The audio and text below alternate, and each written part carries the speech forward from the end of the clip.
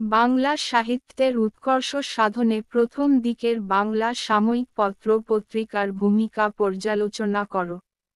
অথবা দিগদর্শন থেকে বঙ্গদর্শন এই পর্বে সাময়িক পত্র পত্রিকার অবদান সম্পর্কে আলোচনা করো। অথবা বঙ্গদর্শন থেকে সবুজপত্র পর্বের ধারাবাহিক আলোচনা করো। 19 শতকের প্রারম্ভে সাময়িক পত্রকে আশ্রয় করে বাংলা গদ্যভাষা সমহিমায় প্রতিষ্ঠিত হতে শুরু করে। 1819 সালে শ্রীরামপুরের মিশনারিদের প্রধান হোতা মার্শম্যান দিগদর্শন নামে একটি ক্ষুদ্র মাসিক পত্রিকা প্রকাশ করেন। তারই সম্পাদনায় সমাচার দর্পণ সাপ্তাহিকীও প্রকাশিত হয়। সমাচার দর্পণই বাংলা ভাষায় প্রথম সংবাদপত্র। সমাচার দর্পণের সাফল্য পরবর্তী সময়ের অন্যান্য সাময়িক পত্রের প্রকাশনাকে ত্বরান্বিত করে। সমাচার দর্পণে হিন্দু সমাজ ও ধর্ম সম্বন্ধে নিন্দাসূচক মন্তব্য থাকার কারণে রামমোহন রায় 1821 সালে সংবাদ কৌমুদী নামে একটি সাপ্তাহিক পত্রিকা প্রকাশ করেন। পত্রিকাটির প্রকাশক ছিলেন ভবানীচরণ বন্দ্যোপাধ্যায় ও তারাচাঁদ দত্ত।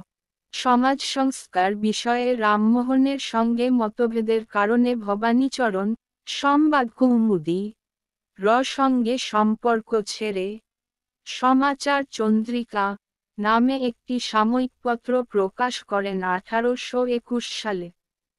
সমাচার চন্দ্রিকার পর নীলোত্তম হালদারের সম্পাদনায় 1829 সালে বঙ্গদূত প্রকাশিত হয়। পত্রিকাটির পরিচালকমণ্ডলীতে ছিলেন রামমোহন রায়, দ্বারকানাথ ঠাকুর, প্রসন্নকুমার ঠাকুর। বঙ্গদূত পত্রিকাতেই অর্থনীতি ও রাজনীতি বিষয়ে সচেতনতা বিশেষ লক্ষণীয়। 1831 সালে ঈশ্বরচন্দ্র গুপ্তের সম্পাদনায় প্রকাশিত হয় সংবাদ প্রভাকর। প্রথম অবস্থাতেই এটি ছিল সাপ্তাহিক এবং পরে দৈনিক রূপ লাভ করে। বাংলা ভাষায় এটি প্রথম প্রকাশিত দৈনিক সংবাদপত্র। সংবাদ প্রভাকর দীর্ঘস্থায়িত্ব অর্জন করতে সমর্থ হয়েছিল।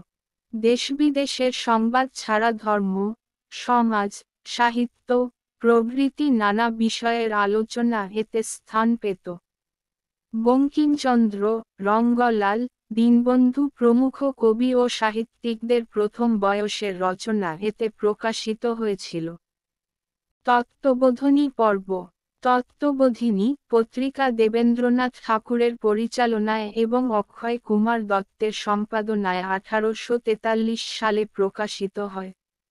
ব্রাহ্ম সমাজের মুখপত্ররূপে প্রকাশিত হলেও পত্রিকাটি 19 শতকের মধ্যভাগে জ্ঞান বিজ্ঞান ও ভূগোল ইতিহাস সম্বন্ধে জনমানসকে উদ্দীপিত করেছিল।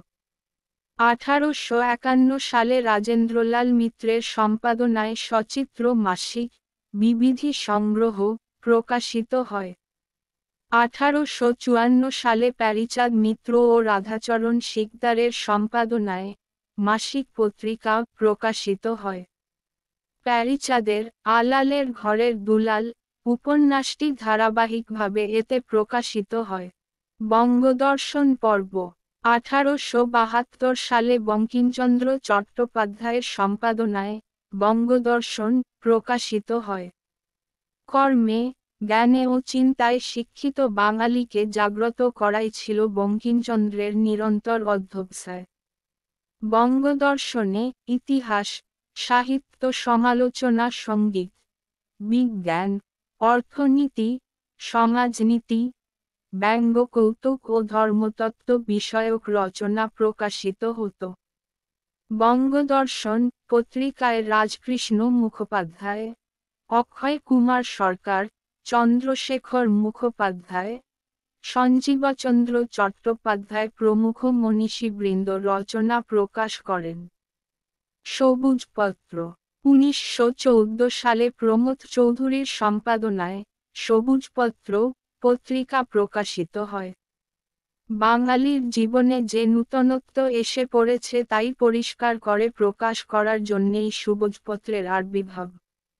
সবুজপত্রেই রবীন্দ্রনাথের চতুরঙ্গ উপন্যাস প্রকাশিত হয়। চলিত গদ্যরীতির প্রাণ প্রতিষ্ঠায় সবুজপত্রের অবদান অনন্য। বাংলা গদ্য সাহিত্য সাময়িক পত্রকে আশ্রয় করেই গড়ে উঠেছিল। সাময়িক পত্রিকাগুলি প্রধানত গদ্যকে জোরতামুক্ত করা, লেখক গোষ্ঠী তৈরি করা, সাহিত্যের সর্বাঙ্গীন উন্নতি ও জাতীয় চেতনার উন্মেষে সহায়তা করেছিল।